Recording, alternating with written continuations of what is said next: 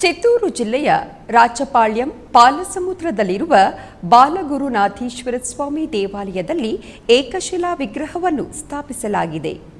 ಈ ಪ್ರಯುಕ್ತ ಏಕಶಿಲೆಯಲ್ಲಿ ಕೆತ್ತಲ್ಪಟ್ಟ ಶ್ರೀ ವಿಘ್ನ ನಿವಾರಕ, ವಿನಾಯಕ, ಸುಬ್ರಹ್ಮಣ್ಯ, ಬ್ರಹ್ಮದೇವ, ಶಂಖಚಕ್ರ ಗದಾಧಾರಿಯಾದ ಶ್ರೀ ಮಹಾವಿಷ್ಣು, ಲಿಂಗಾಕೃತಿಯಲ್ಲಿ ಪರಶಿವನ ಎಲ್ಲ ರೂಪಗಳನ್ನು ಒಂದು ಬ್ರಹ್ಮಾಂಡ ನಾಗಸರ್ಪದೊಂದಿಗೆ ಕೆತ್ತಿದ ಚಾರಿತ್ರಾತ್ಮಕವಾದ ದೇವಶಿಲ್ಪಿಯನ್ನು ಪ್ರತಿಷ್ಠಾಪಿಸಲಾಗಿದೆ.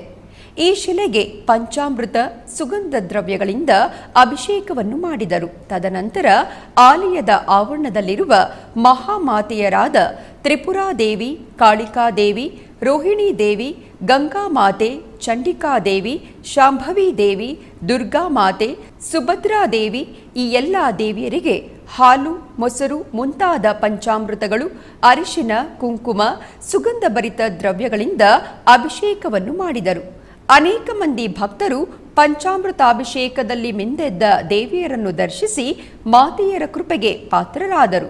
ಈ ಕಾರ್ಯಕ್ರಮದಲ್ಲಿ ಪಾಲ್ಗೊಂಡ ಭಕ್ತರು ಎಸ್ವಿಬಿಸಿಯೊಂದಿಗೆ ಮಾತನಾಡಿದರು.